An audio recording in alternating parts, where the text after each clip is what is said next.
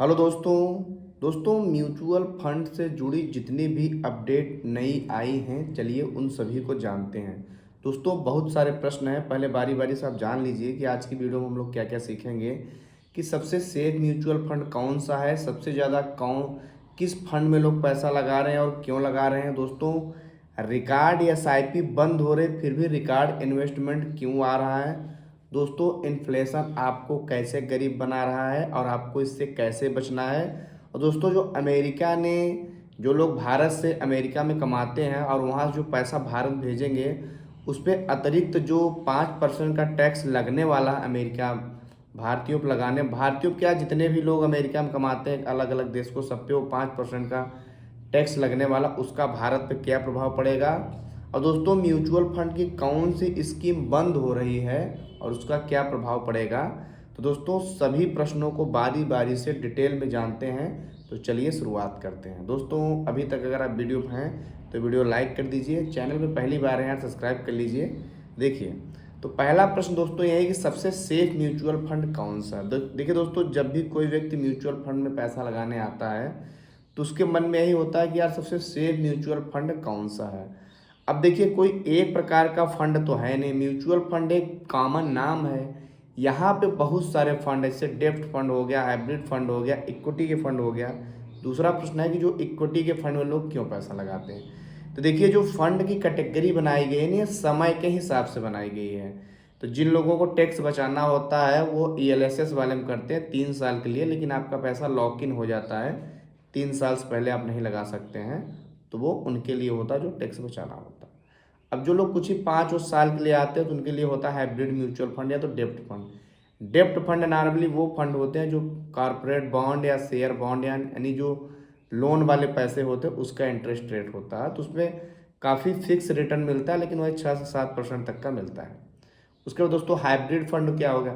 Hybrid fund वो होते हैं जो आपका कुछ पैसा डेप्ट फंड में या तो गोल्ड या बाकी चीज़ों में लगाते हैं, या तो कुछ पैसा इक्विटी में लगाते हैं।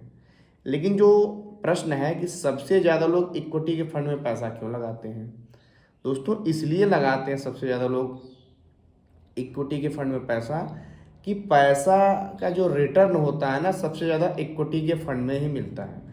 अब इक्विटी के भी फंड में कोई एक प्रकार का फंड है नहीं, वहाँ भी 3 प्रकार के फंड हैं।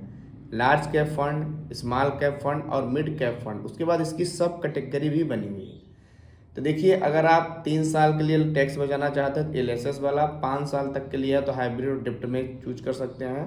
अगर इसके बाद जो लोगों का ऑप्शन होता है, जो लोग म्यूचुअल फंड से अपना वेल्थ क्रिएट करना चाहते हैं, या तो बच्चों की शिक्षा के लिए, या तो घर लेने के लिए, या तो वेल्थ क्रिएट करना चाहते हैं, तो रिटायरमेंट प्लान करना चाहते हैं, यानी अभी कमाना शुरू किए हैं, उनको 15 से 20 साल बाद उस पैसे की ज़रूरत है, उनके लिए दोस्तों होता है म्यूचुअल फंड। अब म्यूचुअल फंड में सबसे जो ज़्यादा रिटर्न मिलता है वो स्मॉल कैप में मिलता है, लेकिन उसमें आपको सबसे ज़्यादा समय देना पड़ेगा, फिर मिड कैप में, फिर लार्ज कैप में। अब दोस्तों, यहाँ पे कंपनियों के पैसे के हिसाब से बांट दिया गया है। सबसे बड़ी जो 100 कंपनियाँ लार्ज कैप, उसके बाद की मिड कैप, और उसके बाद की जो छोटी कंपनियाँ हैं स्मॉल कैप। जैसे एनएसई और बीएसई में 5800 कंपनियाँ लिस्टेड हैं, तो 100 कंपनियाँ शुरुआत की हो गई। बड़ी कंपनियां लार्ज कैप, उसके बाद की 150 कंपनियां मिड कैप, और बाकी सभी कंपनियां स्मॉल कैप। अब देखिए, सबसे ज़्यादा रिटर्न आपको मिलेगा स्मॉल कैप, क्योंकि भाई यहाँ कंपनियां ज़्यादा हैं, फंड मैनेजर के पास आज़ादी ज़्यादा है, अलग अलग कंपनियों के पास पैसा लगा सकता है। क्योंकि स्मॉल कैप की मिड कैप कंपनी बनती है, मिड कैप की बड़ी होकर के लार्ज कैप बनती है। तो स्वाभाविक सी बात है, स्मॉल कैप में चांस ज़्यादा है, क्योंकि ये किसी विशेष निच पे काम कर रही हैं और इनका बिजनेस जैसे ही सफल होता है तो यहाँ पे बहुत ज़्यादा तगड़ा रिटर्न मिलता है, और यहाँ पे आपका पैसा काफ़ी ज़्यादा डाइवर्सिफाई रहता है। अब अगर आपको एक सफल इन्वेस्टर वही है जो इन सभी प्रकार की कंपनियों को फ़ायदा ले, भाई हमें बड़ी कंपनियों को फ़ायदा मिले, छोटी बीच वाली कंपनियों का। इसीलिए मैं बोलता हूँ आपके पास एक लार्ज कैप फंड होना चाहिए, एक मिड कैप होना चाहिए, एक स्मॉल कैप होना चाहिए। लेकिन कुछ लोग सोचते हैं सर मेरे पास 4-5 फंड होना चाहिए। तो आप जब भी फंड बढ़ाएंगे स्मॉल कैप के ही फंड बढ़ाएंगे, क्योंकि आपके पास पर्याप्त समय है, तो आप स्मॉल कैप के फंड बढ़ा सकते हैं, एक की बजाय 2 ले सकते हैं। बहुत सारे लोग पूछते हैं सर कौन से फंड ले, तो बहुत सारे जो पॉपुलर फंड हैं उन्हीं फंड में आप लगाएंगे। ऐसा नहीं कोई नया नया एनएफओ आया उसका रिटर्न देख के आप उसने लगा लिया, उसका पिछला ट्रैक रिकॉर्ड आपने। आप उस फंड में लगाएंगे जो 15-20 साल से बने हुए फंड, किसी नए नवेले फंड में नहीं लगाएंगे, है ना। जैसे SBI को हो गया, HDFC को हो गया, निप्पॉन को हो गया, मोतीलाल ओसवाल को हो गया, बंधन को हो गया, कोटक को हो गया, टाटा को हो गया, ये सब प्रतिष्ठित फंड हैं। इन्हीं में से 2-3 आप चुन लेंगे और इन्हीं सब में लगा सकते हैं, ना। ये पॉपुलर फंड है जिसमें लोग लगाते हैं, है ना। अब देखिए अगला प्रश्न है कि SIP, रिकॉर्ड SIP क्यों बंद हो रही है। क्योंकि दोस्तों 2024 के साल के आखिरी में मार्केट 26,277 यानी रिकॉर्ड हाई पे चला गया। तो लालच देख करके बहुत सारे जो लोगों ने पैसा बनाया, तो लोगों के मन में आया कि यार यहाँ भी पैसा बना सकते हैं। दूसरे का लालच देख करके लगातार लोगों ने SIP करना शुरू कर दिया। उसके बाद आप 2025 के शुरुआत से अभी देखिए, अब जाके मार्केट रिकवर करना शुरू किया है। यही जब से पाकिस्तान और इंडिया का कॉन्फ्लिक्ट खत्म हुआ है, 22,000 के आसपास मार्केट था, अभी 25,000 क्रॉस किया है। तो जब लोग पैनिक में आ जाते हैं ना, मैंने शुरू में बताया ना कि म्यूचुअल फंड कोई 1-2 साल का गेम नहीं है, लेकिन लोगों ने लालच देख कर SIP चालू कर दी 5,000 10,000 की। अब जब मार्केट 14% लगातार नीचे आ गया तो लोग देख के घबरा गए, अरे यार मेरा तो पैसा इतना ज़्यादा चला गया। भाई 14% तक आ गया था मार्केट डाउन। अब एक सफल निवेशक वही है जो इस मौके को देख करके उसमें और अमाउंट डाले। मैंने कई बार बताया था कि आप लोग ज़्यादा ज़्यादा लमसम करिए, टॉपअप करिए, SIP अमाउंट और बढ़ा दीजिए, लेकिन लोग पैनिक में आ करके SIP को रिकॉर्ड बंद करना शुरू कर दीजिए। तो भाई MP की रिपोर्ट तो आती रहती है, वहाँ पता चलता रहता है रिकॉर्ड लोग SIP बंद करें। लेकिन दोस्तों रिकॉर्ड इन्वेस्टमेंट भी आया है। जो लोग पहले से हैं उन लोगों ने इतना ज़्यादा दबा करके पैसा किया कि रिकॉर्ड इन्वेस्टमेंट आया। पिछले साल के मुकाबले 45% ज़्यादा इन्वेस्टमेंट आया। यानी लोग लगातार, वही जो नौसिखिया लोग हैं ना, जो डर के घबरा जाते हैं, जिनको तुरंत प्रॉफिट चाहिए। अब भाई जब मार्केट लगातार 26,000 के हाई पे है, आप उस समय SIP चालू कर रहे हैं, लमसम कर रहे हैं, उसके बाद मार्केट 14% गिर रहा है, तो आप तो रोज़ जब को खोल खोल के देखेंगे तो कहेंगे अरे यार तो बड़ा घाटा नुकसान हो गया। तो फिर ऐसा करते बंद कर देते SIP बंद कर देते हैं। तो आपको ये गलती नहीं करनी है। अब बात आती है दोस्तों, इन्फ्लेशन आपको कैसे गरीब बनाती है और इन्वेस्टमेंट करना क्यों ज़रूरी है, और उससे भी बड़ी बात कि सही इन्वेस्टमेंट करना क्यों ज़रूरी है। इन्फ्लेशन दोस्तों जैसा कि आप जानते हैं, महंगाई की दर हमेशा बढ़ती रहती है। अभी हाल ही में जो महंगाई का आंकड़ा आया वो 4% से भी कम आया। तो इसीलिए दोस्तों भारत में लिक्विडिटी आई, पैसे लगातार मार्केट ग्रो करना शुरू हुआ। लेकिन दोस्तों नॉर्मली क्या होता है, महंगाई 5 से 6% हर साल बढ़ती रहती है, और आप कहीं ऐसे जगह पैसा अपना रख रहे हैं जैसे बैंक में आप रख रहे हैं, बैंक में 3-4% तक का ही मिलता है, जो कि महंगाई से कम है। आपका बैंक में 10 लाख रुपया पड़ा है, कई साल से पड़ा हुआ है, आपने ज़्यादा रुपया LIC में कर दिया, LIC में भी 3-4% तक का मिलता है ना। तो आप ऐसे जगह ज़्यादा अमाउंट न लगाइए जहाँ पे महंगाई के आंकड़े से पैसा कम मिल रहा है। महंगाई का रिटर्न भी 6-7% तो सरकारें स्वीकार करती कभी कभी, है ना, लेकिन एक्चुअल महंगाई 10% तक होती है। तो आप ऐसे जगह पैसा लगाएंगे जितना महंगाई बढ़ रही है उससे ज़्यादा आपको रिटर्न मिलेगा, तब ना आपको फ़ायदा होगा। इसीलिए दोस्तों आप म्यूचुअल फंड क्यों लोग लगाते हैं कि म्यूचुअल फंड का लार्ज कैप का भी अगर लार्ज एंड लॉन्ग टर्म में 1-2 साल का नहीं, 1-2 साल में तो कभी 14% घुसा रहता है। जब आप 10 सालों का एवरेज देखेंगे तो म्यूचुअल फंड का लार्ज कैप भी 11 से 12% का रिटर्न दिया रहेगा, जो कि RD NSE PPF NSE MPS है ना, फिक्स डिपॉजिट इन सबसे ज़्यादा होता है, इसलिए लोग म्यूचुअल फंड लगाते हैं। उसके बाद मिड कैप फंड 13-14% तक होता है। स्मॉल कैप तो 20-20 25-25%, किसी साल तो 50-50% दे देता है। लेकिन अगर आप 10 से 15 सालों का एवरेज स्मॉल कैप का रिटर्न देखेंगे तो आपको 17 से 18% का मिलेगा। तो अगर 12% भी रिटर्न मिल रहा है तो हर 6 साल में पैसा डबल होगा। 13-14% है तो हर 5 साल में पैसा डबल होगा। 17-18% है तो हर 4 साल में पैसा डबल होगा। और आपको क्या चाहिए भैया, FD में तो लोग 10-10 साल में पैसा डबल होता है।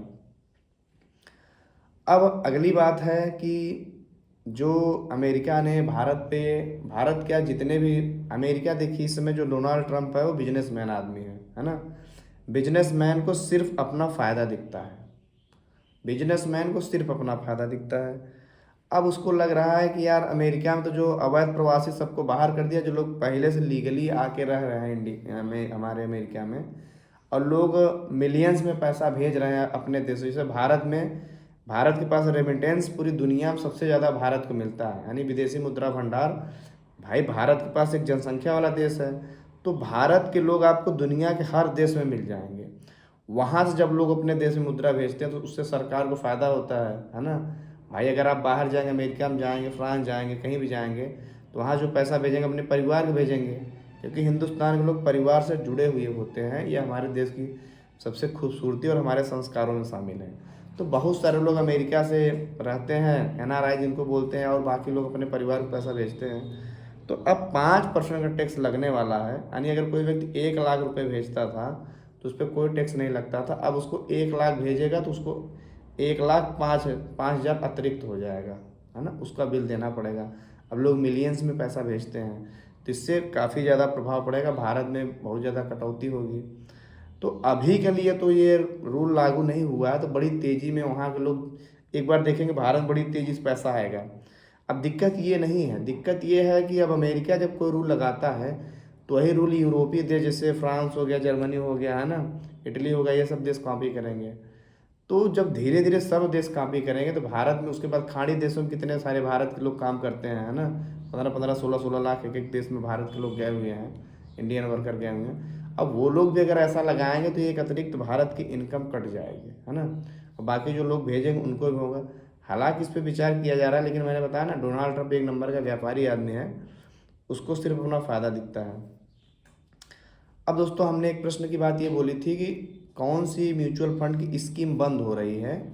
अब देखिए दोस्तों, जो फ्रैंकलिन यूरोपियन अपॉर्चुनिटी फंड था दोस्तों, वह अब फ्रैंकलिन US अपॉर्चुनिटी फंड में मर्ज हो रहा है। यानी जो फ्रैंकलिन यूरोपियन अपॉर्चुनिटी फंड था वो मर्ज हो रहा है फ्रैंकलिन US अपॉर्चुनिटी फंड में। अब देखिए, फंड ने एडवाइजरी जारी कर दिया है कि 30 जून तक ये सारा काम हो जाएगा, लेकिन उससे पहले आप 29 मई से लेकर के 27 जून के बीच में आप एग्जिट ले सकते हैं। अब एग्जिट लेने का मतलब क्या है, कंपनी ने एग्जिट लोड को फ्री कर दिया। जैसे होता है नॉर्मली, अगर आप साल भर के अंदर जो लोग इन्वेस्टमेंट करेंगे तो 1% का एग्जिट लोड होता है आपके पूरे अमाउंट। मान लीजिए आपने 1 लाख रुपया लगाया और आपका कोई प्रॉफिट वॉफिट नहीं है, लेकिन आप फिर भी निकालेंगे तो 1,000 रुपया वो लोग काट देंगे, लेकिन लोगों का हज़ारों करोड़ों रुपया होता है। तो या तो आप एग्जिट लोड फ्री कर दिया है कि तो आप पैसा अपना निकाल किसी और फंड में डालना चाहते डाल सकते हैं, नहीं तो फ्रैंकलिन यूरोपियन अपॉर्चुनिटी फंड का जो सेम यूनिट आपको फ्रैंकलिन के US अपॉर्चुनिटी फंड में आ जाएगा। तो अगर आप चाहते हैं कि हमारा US फंड में आ जाए, फ्रैंकलिन के US अपॉर्चुनिटी फंड में आ जाए, सेम अमाउंट आ जाए, कोई आपका पैसा कम ज़्यादा नहीं होगा, तो आप उसमें बने रहना देना चाहते हैं, लेकिन फिर आपको लगता है कि यार मेरा फ्रैंकलिन यूरोपियन अपॉर्चुनिटी फंड में पैसा ज़्यादा था, हम इसमें US अपॉर्चुनिटी फंड में नहीं डालेंगे, तो आप अपना पैसा बिना एग्जिट लोड के निकाल भी सकते हैं। अब देखिए दोस्तों, अगर यार आप अभी तक वीडियो देख रहे हैं ना, तो बहुत सारे लोग देखते हैं, हज़ारों में लोग देखते हैं, लेकिन लाइक्स बहुत कम लोग करते हैं। यूट्यूब को क्या लगता है, लाइक्स जब आप देंगे ज़्यादा तभी देखिए हम लोग की मेहनत सफल होती है और थोड़ा सा मोटिवेशन मिलता है। आप देख रहे हैं ना, इतनी सारा मेहनत आप लोग के लिए करते हैं, म्यूचुअल फंड से जुड़ी जानकारी जुटा करके लाते हैं। आपका कोई प्रश्न है तो आप हमसे कमेंट में पूछ सकते हैं। म्यूचुअल फंड से रिलेटेड कोई भी प्रश्न आप पूछ सकते हैं, या तो आपको ज़्यादा जानकारी चाहिए म्यूचुअल फंड के लिए तो आप हमारे चैनल प्लेलिस्ट में देखिए, पूरे यूट्यूब में जितनी ज़्यादा म्यूचुअल फंड की वीडियो हमने बनाई है, म्यूचुअल फंड के हर एक टॉपिक पे जितने संभावित प्रश्न हो सकते हैं म्यूचुअल फंड से रिलेटेड, उतना आपको कहीं नहीं मिलेगा। तो भी आप ज़्यादा देख सकते हैं। और यार मेहनत को सपोर्ट करने के लिए आप वीडियो को लाइक कर सकते हैं, ये बिल्कुल फ्री ऑफ कास्ट है, आपसे कोई पैसा नहीं लिया जा रहा। आज तक तो लोग हर चीज़ पेड कर देते हैं, हम लोग तो आपके लिए हर चीज़ फ्री में बना। लोग 2 घंटे का वेबिनार रख देंगे, उसी में आपको कहेंगे आइए म्यूचुअल फंड आपको सिखाना बताते हैं, पोर्टफोलियो कैसे बनाया जाएगा। जो सब चीज़ हम आप लोग के लिए फ्री में कर रहे हैं ना, लोग वेबिनार का फिर 4,000 फीस कर देंगे। उसमें आपको क्या करेंगे, देखिए आपको पैसा इतना स्माल में लगाना, इतना मिड में लगाना, इसमें लगाना, इसमें यही सब बताएंगे, और इसी का पैसा लोग शौक से देते हैं, है ना। तो हम लोग यार आप लोग के लिए फ्री में ये सब वीडियो जानकारी उपलब्ध करा रहे हैं। तो आप लोग सिर्फ प्यारा से कमेंट कर दिया करिए, या तो कुछ पूछना हो पूछ लिया कीजिए, और वीडियो को लाइक कर दिया कीजिए, यही हम लोग के लिए मोटिवेशन है। बाकी ठीक है, मिलेंगे अगली वीडियो में, तब तक के लिए